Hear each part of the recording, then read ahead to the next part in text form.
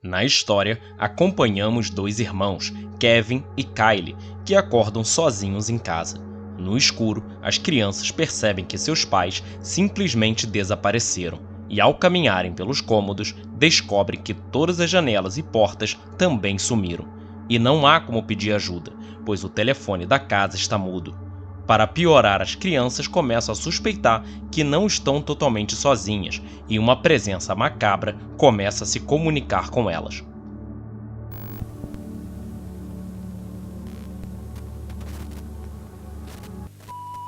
O filme canadense fez bastante barulho na gringa no final de 2022, principalmente através do TikTok e Twitter. O que me chamou a atenção e me motivou a ver o filme foi a premissa dele. O filme não tem personagens, é quase totalmente escuro e funciona basicamente através do som. Confesso que fiquei curioso para saber como o filme iria se desenvolver. A obra é bem diferente do comum, sendo chamado até de terror experimental. Como disse, não há nenhum personagem no filme, ou melhor, não há nenhum personagem em tela. Sabemos que há Kevin e Kylie, que são as crianças. Também existe o pai, porque ouvimos a voz dele no início do filme. E por último tem a mãe, que não estava lá, mas depois ela simplesmente aparece, mesmo não havendo portas ou janelas. Durante todo o filme, não vemos totalmente as crianças, pois a câmera sempre está fugindo da ação. Vemos as paredes, o canto da sala, um brinquedo jogado, mas nunca o que está acontecendo. A obra do diretor estreante Kyle Edward Ball prefere se ocupar em desenvolver a atmosfera ao invés da trama em si. Utilizando uma filmagem amadora, no mais estilo found footage, a câmera nos coloca no mesmo patamar que as crianças, sempre filmando de baixo para cima, trazendo a percepção de que as coisas são maiores do que realmente são. A ideia é mostrar que o público está confinado e perdido no escuro, igual as crianças. O diretor não fica utilizando jumpscare, aqueles sustos onde o monstro pula em tela e nos pega de surpresa. O som, vozes e barulhos nos deixam atentos para tentar captar de onde vem o som. A imagem ruim e escura obriga sempre o espectador a procurar algo na tela. Sempre achamos que algo está espreitando ou que alguém vai aparecer na escuridão. E a falta de imagem é justamente para deixar lacunas para que a nossa imaginação possa preencher. E nossa imaginação pode ser mais assustadora do que o próprio filme. Mostrar demais o monstro pode acabar caindo no caricato e o horror perde a força. Por outro lado, mostrar de menos também pode ser um problema, pois o público pode não conseguir completar as lacunas e o filme acaba perdendo o sentido.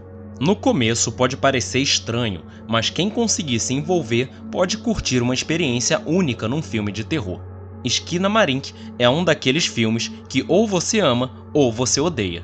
É claro que cada um vai ter uma percepção, uma experiência diferente ao assistir, mas no caso de Skinamarink, essa premissa é muito verdadeira. Pode ser uma obra genial ou um tédio total. Uma coisa que gostaria de destacar é a dedicação do diretor Kyle Edward Ball. É legal ver um filme de terror independente e com micro orçamento conseguir tanta repercussão. O filme foi feito com apenas $15 mil, obtido por financiamento coletivo arrecadado através do canal do YouTube. Só para termos uma comparação, um filme em média custa $150 milhões. Skinamarink foi filmado na casa de infância do diretor, com equipamentos emprestados de alguns amigos cineastas. E mesmo com todas as dificuldades, foi listado como o 12º melhor filme de terror de 2022 pela Variety e faturou $2 milhões, contando apenas Canadá e Estados Unidos. É de se admirar obras com baixo orçamento que buscam se destacar entregando uma temática diferente. Concorrer contra grandes empresas é muito difícil e Skinamarink merece muito reconhecimento. Mas nem por isso ele é um filme bom. É um terror que sugere muito mais do que conta, e isso pode frustrar muitas pessoas, já que as imagens se recusam a entregar explicações. E por ter essa proposta muito diferente, boa parte do público considera o filme parado e confuso. Em diversos momentos, o espectador é obrigado a olhar a parede ou um brinquedo por longos minutos. E o roteiro não entrega muita coisa para o público conseguir seguir uma linha narrativa. A espera por algo acontecer é agoniante, não há reviravoltas, nem cenas fortes ou sustos e muito menos uma história cativante. No início podemos até ter um pouco de tensão, mas a falta de acontecimentos faz o filme logo cair no tédio e a obra acaba não se sustentando. Existem alguns momentos específicos que são bons, mas no geral é um filme que não sai do lugar. Na minha opinião, a obra não é o problema, mas sim a forma que foi apresentado. A ideia é interessante, mas infelizmente apenas isso não sustenta a obra, e após um tempo fica repetitivo, arrastado e monótono. Até existe uma produção que dura 30 minutos com a mesma ideia. A obra se chama Hack e está no YouTube e é do mesmo diretor.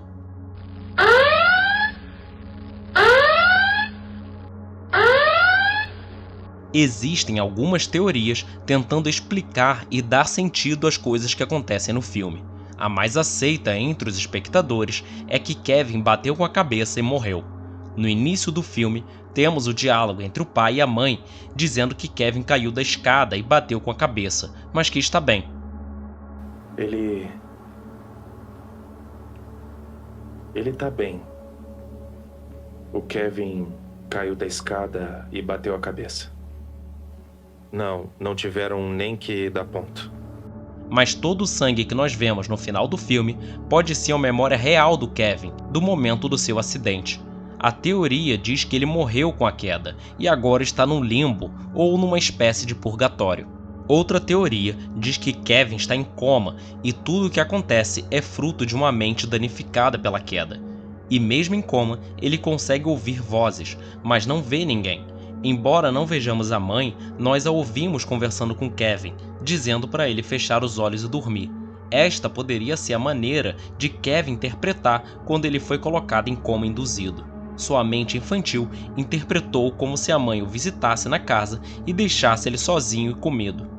Além disso, poderíamos dizer que a obra tateia temas como filhos que são negligenciados, abandono parental ou passando pela relação de pais emocionalmente estáveis e pelos terrores do abuso infantil, mas teríamos que criar teorias bem mais complexas. O diretor tem um canal no YouTube, onde cria alguns curtas baseado nos pesadelos dos seus inscritos. E seguindo a própria ideia dele, Esquina Marink é como se estivéssemos indo em direção a um pesadelo. E todo o filme é direcionado para isso. Igual em um pesadelo, as coisas simplesmente acontecem, sem explicação alguma. As janelas e portas somem, alguém fala com você, mas não é possível ver quem é, e assim por diante. No caso de Esquina Marink, o pesadelo é de uma criança, então temos o medo de ficar sozinho, o medo do escuro, do desconhecido, onde a criança é assombrada pela própria imaginação. Inclusive, um dos vídeos mais famosos do canal do diretor é de um seguidor, onde ele fala que tinha 6 anos e estava em casa, seus pais morreram ou desapareceram e há uma ameaça na casa. Podemos ver claramente uma inspiração para o roteiro do filme. Esquina Marink é a prova de como o terror é multifacetado, trazendo inovações, mesmo que nem sempre agrade o público. Mas podemos considerar que talvez Esquina Marink possa ter aberto uma porta para o terror experimental. Existe uma proposta de assistir ao filme com fones de ouvido e totalmente no escuro, para tornar a obra mais imersiva. Em determinado momento, o som é programado para sair apenas de um do lado dos fones, em outro parece que o som está vindo por trás do espectador. Eu assisti das duas formas, com fone na madrugada e depois de noite na televisão, e confesso que não senti muita diferença. A experiência sensorial realmente é bem feita, e o escuro junto com o som traz realmente mais imersão, mas a falta de enredo me desconectava do filme a todo momento. Por mais que seja uma proposta diferente, é necessário um compromisso muito grande do público e que tenha uma disposição e paciência para conseguir a experiência que o filme propõe. No fim, Esquina Marink me pareceu aqueles testes de psicologia onde te apresentam uma imagem e você tem que falar o que está vendo. O filme pode ser uma obra maravilhosa do pós-terror ou uma das piores coisas que o gênero tem a oferecer. Um filme que se preocupa muito mais com a linguagem experimental do que com o horror propriamente dito. E apesar da premissa muito interessante, é um filme que não sai do lugar. Aqueles que conseguiram criar conexão com o filme, empatia pelas crianças, talvez irão apreciar mais, mas no geral não é uma obra fácil de se assistir e mais difícil ainda para os fãs casuais do terror.